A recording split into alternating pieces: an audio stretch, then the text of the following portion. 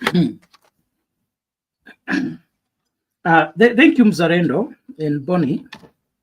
I just have some few points here I would like to raise. That why I'm saying we need a movement of liberation is that, number one, we need to liberate ourselves from the corrupt leaders who just care about themselves and about how much money they are going to steal from us. And also we need to liberate ourselves from ourselves, because we are so tribal, such that even when we have a good person, if he does not come from the large tribes, he will not get people to vote for him. Bonnie, I heard that the former Chief Justice Maraga has shown his interest to become the president of Kenya. But I was asking myself, how many Kenyans are prepared to abandon one of their own and support someone who has the vision for Kenya? And when I say this, I'm not just talking about Maraga.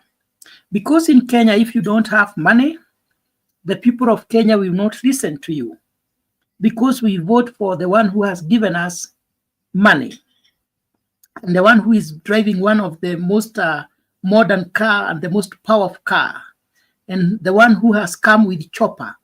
Kuna wakati, one of the leaders in central Kenya said that there is a saying, I think it is the Bible, which says that a leader comes from above. And when he was coming with a chopper, he used to tell people, where have I come from? I have come from above, because he came with a chopper. And those are the kind of leaders that makes us happy. And those are the leaders that we embrace. Bonnie, I would like you to know that in Kenya, we have 47 counties. Kenya is a very small country of around 55 million people, but it has 47 governors, 47 senators, 47 women reps, and hundreds of members of parliament. I think they are above 300 members of parliament, and thousands of the MCAs. That is draining the economy. So when I listened to Raila Odinga and William Ruto talk of reviving and implementing the NADCO report, I was perplexed, because the NADCO report, majorly, it is talking about increment of executive position. Those are political positions. Whereas we were saying that punda amechoka. This donkey has been crying because it has been overloaded. It has been overworked. We are not able to sustain the large government of thieves, but they want to increase more and more positions, because if it is in NADCO report, there was Prime Minister and I think 2 more deputy prime ministers. They were broadening the executive positions. USA has, I think, around 50 states. USA has more than 350 million people. They only have 50 governors, around 50 governors. Whereas a tiny country like Kenya has 47 governors who are paid almost higher or even higher. And when you include the other marupurupu that they get from the government, they get more than a governor in America. So for us, we were saying we need to reduce the governors. We need to reduce the county governments, the counties, to around 8 of them. But for them, they are saying, no, we have to increase more and more. And maybe that's what they call devolution. So this constitution of 2010 was not tailored to fit our economy. It was not tailored to fit our country. It was not tailored to help us develop the jobs or create jobs for the unemployed. It does not fit our country. That is how I see it. So any leader who is telling us that we should be increasing the executive positions is not good for Kenya. And I also want to say this. People might think that I'm saying this because Gachagua is not in government. I remain steadfast in what I stand for.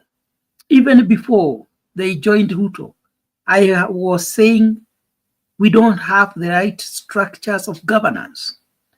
We don't need all these county governments. There are so many for Kenya. Kenya is a very small country with very limited resources. And the more leaders we have, the more thieves we have, because most of them, they're there just to steal from us. I know there might be remnants, but I don't think Ruto is a remnant. I don't think Raila Odinga is a remnant. Neither do I think Gachagua is a remnant. These people, what they know is to eat and keep for their children and the generations of their families, not for Kenya. So, Bonnie, when I talk of we need liberation, it has reached a point whereby Kenyans, we must know that we are on our own. We don't have anybody who is fighting for us. All of them, I have come to know, they are just fighting for themselves and their families. I think it's the high time we start crying to God as Kenyans for liberation, to set that one leader who will be sent from God, direct from God, to come and help the nation of Kenya. Because it seems these ones are already comfortable with how we have been doing things. They are used to corruption. It is normal. We are going there to eat. We want to have someone with a different mindset. It reached the point in the nation of Sudan when people were conducting themselves the way the Kenyans leaders conduct themselves. And the army got tired and they said, no, we have to do away with this trash of leaders. One day, they just woke up one day and the army arrested all of them, put them on tracks and sent them to jail. Up to date, they have never released them. And Sudan has been quiet from that time. And I know they will come up with good structures of leadership. The danger of going that route is even the people who might do that, we don't know their motive. But Kenya, we need change. And we as Kenyans, we need to get tired and we need to reach a point whereby we have to agree. We have been doing things the wrong way. We have been voting for criminals, thinking that we are voting for leaders to go and help us. Those of us who have been living in Western countries, we know what it means when we talk about government. We know what it means when we talk about good infrastructures, good roads, Bonnie. So sometimes I desire to see what I see outside in Kenya. But even the most basic things, like the garbage disposal in Kenya, it's a challenge. You go to Nairobi, some of the places, Nairobi is very, very, very beautiful, but the trash disposal is not that good. Some places are smelling. Sometimes it's very dirty. The basic things we have not addressed the basic things. So it is the high time we start doing away with the leaders who just think about themselves. Those who say that Raila Odinga is a liberator. This is someone who criticizes everything the government tries to do when he is outside the government. But the moment he joins that government, he will not see any evil. He will not say anything wrong about that government. Neither will he try to address those problems. Corruption, I can tell you, it will not end or even reduce because Raila Odinga and his team has joined the government of William Ruto. In fact, corruption will increase. Who will help us? Someone who has been ranked second, Bonnie, in the whole world as the most corrupt president, second most corrupt president in the whole world, and first in Africa, cannot be good to be the leader of Kenya. And there is nothing we can do to change even that perception out there. Someone who has not stood for good governance cannot change overnight. So there is nothing we can do to change the leadership style of Ruto. So Mzalendo, I was saying it is the high time that we as Kenyans, we put our tribalism aside. We stop seeing ourselves as this is a Kikuyu, this is a Luo, this is a Kaba, this is a Kalenjin, because that is why these people have been able to take us for a ride. I have seen someone here, even when I'm making submission, is saying, Boro, your accent betray you. Uchungu wacha, you voted for Ruto, not Raila. I mean, because we perceive each other basing on the tribes where we come from. But until when we come from that corner of tribalism and we start looking at what is wrong with our country, why have we been voting the most corrupt people?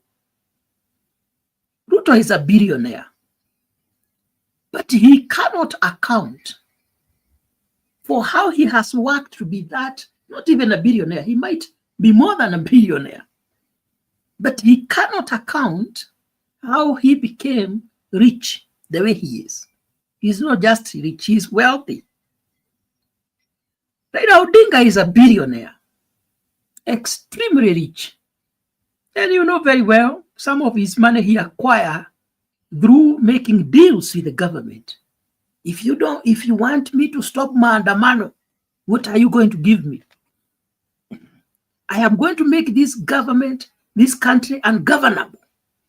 But when he is called aside and they make a deal with the government, he joins the government and everything turns to be good, as white as snow.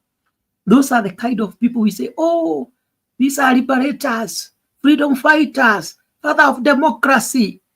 Nothing. They're just fighting for themselves. So Mzalendo, I think it's the high time we start thinking as Kenyans, how do we end this hypocrisy of our leaders? William Ruto, you have seen on the video you have put there, said that there is no way he can bring in opposition to the government because he wants to have a strong opposition. But what has he done right now? They say one thing, but they do the other. So those are the things that should tell us we are on our own, and it would be a very big mistake if we vote for the same people. That, you know, we should not vote for our oppressors to continue oppressing us. If Raila Odinga is very serious, and he meant what he said when he was doing campaign, Mzalendo, I am proposing we revisit the manifesto of ODM. We bring it on the table. And now we start telling Kenyans to start demanding for the things that he said he would do if he is the president of Kenya. Because right now, they're having that broad-based government. They have been having it for some time now. And one of the things people should start asking is 6,000. He said it's possible. Now, because they are working as brothers with brother William, they should sit down. He should give William the formula and where to get the money and start giving Kenyans 6 million. He should start there. Mzalendo. I think you are so right. You are so right. You're on point that we need ODM manifesto talks about free education, free university education, free primary education, free